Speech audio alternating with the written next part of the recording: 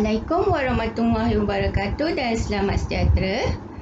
Hari ini kita akan teruskan pembelajaran kita dengan tajuk 1.1.7 iaitu keluk kemungkinan pengeluaran ataupun disebut sebagai KKP. Mengenali lebih lanjut bagaimanakah bentuk keluk kemungkinan pengeluaran, kita perlu tahu 4 andaian di dalam keluk kemungkinan pengeluaran. Iaitu, andaian yang pertama ialah ekonomi mencapai guna tenaga penuh.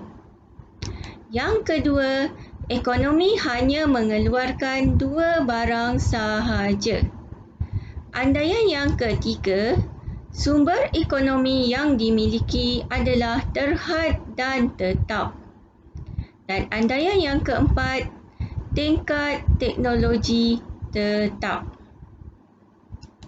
Sekarang kita lihat pula contoh jadual keluk kemungkinan pengeluaran bagi sebuah firma. Okey, di dalam jadual ini menunjukkan firma ini ingin mengeluarkan 2 jenis barang iaitu pakaian dan juga beg sekolah.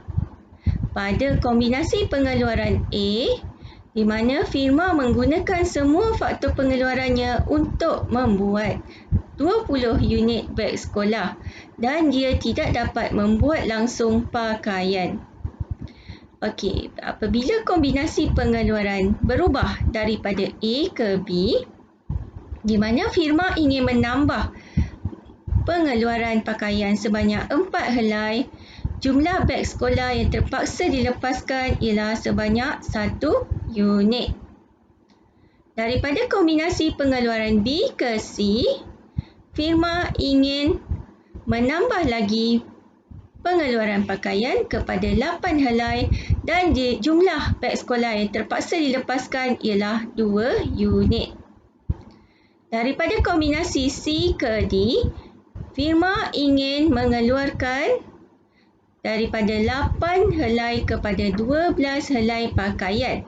Dan kita lihat di sini jumlah beg sekolah yang terpaksa dilepaskan semakin bertambah iaitu sebanyak 4 unit.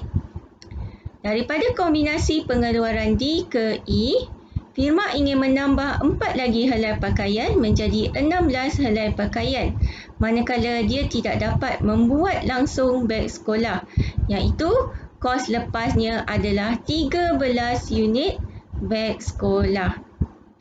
Daripada jadual ini, kita akan lukiskan satu keluk yang dipanggil keluk kemungkinan pengeluaran. Apabila ingin melukis keluk kemungkinan pengeluaran, pastikan jumlah yang bertambah diletakkan pada paksi X dan jumlah yang berkurang diletakkan pada paksi Y. Dan jangan lupa letak kosong. Pastikan skala adalah betul dan setiap paksi dilabelkan. Selepas itu, pelajar perlu menandakan titik-titik kombinasi pengeluaran seperti di dalam jadual tadi. Kemudian, ambil pensel dan sambungkan dari titik ke titik. Apabila kita sambungkan titik-titik ini, kita akan mendapat satu garisan yang berbentuk cembung. Dan inilah yang dikatakan kos lepas semakin bertambah. Ya. Okey, sekarang kita tengok penerangan bagi titik-titik di atas keluk kemungkinan pengeluaran. Pada titik W berada di dalam kawasan keluk kemungkinan pengeluaran. Ini menunjukkan kombinasi pengeluaran pada titik W adalah tidak cekap kerana ekonomi gagal menggunakan faktor pengeluaran yang ada dengan sepenuhnya. Di sini berlaku pengangguran dan tenaga buruh dan pembaziran bahan mentah. dan juga modal. Apakah pula yang berlaku pada titik Y? Pada titik Y, di mana titik Y berada di luar kawasan keluk kemungkinan pengeluaran. Ini menunjukkan masalah ketidakupayaan ekonomi, di mana pada titik Y, kedua-dua barang iaitu beg sekolah dengan pakaian tidak dapat dibuat kerana faktor pengeluaran tidak cukup. Okey. Apakah pula yang berlaku pada titik A, B, C, D dan E?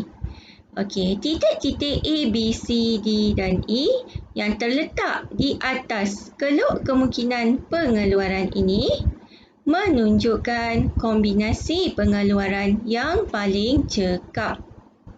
Okey. Di sinilah faktor pengeluaran digunakan sepenuhnya untuk mengeluarkan kedua-dua barang iaitu beg sekolah dan pakaian.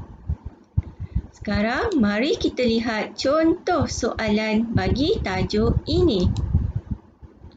Rajah di bawah menunjukkan keluk kemungkinan pengeluaran. Soalannya adalah, jelaskan apakah yang berlaku pada titik F dan titik G. Dan soalan yang kedua, pada titik manakah kombinasi pengeluaran yang paling cekap? Berikan alasan anda. Okey, jadi cuba fikir macam mana nak jawab soalan ini. Sekarang cikgu tunjukkan contoh jawapannya. Jawapan bagi soalan A tadi. Okey, pada titik F, kombinasi pengeluaran berada di dalam keluk kemungkinan pengeluaran. Jadi ini menunjukkan berlakunya ketidakcekapan di mana wujudnya pengangguran dan juga pembaziran kerana semua faktor pengeluaran tidak digunakan sepenuhnya.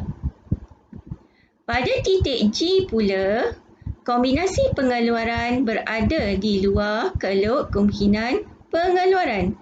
Ini menunjukkan berlakunya ketidakupayaan di mana faktor pengeluaran tidak cukup.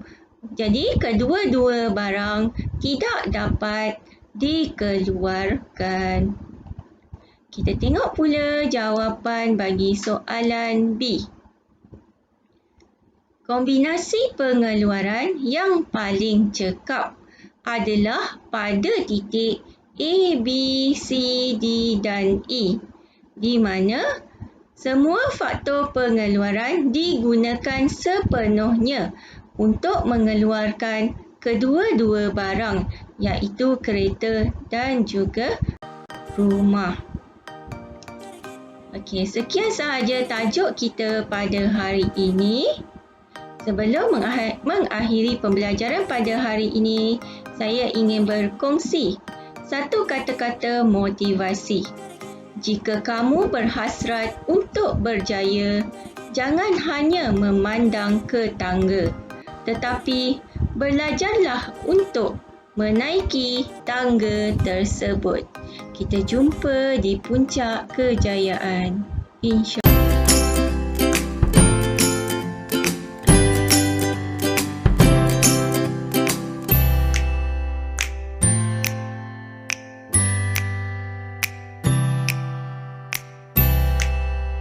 Ya Allah.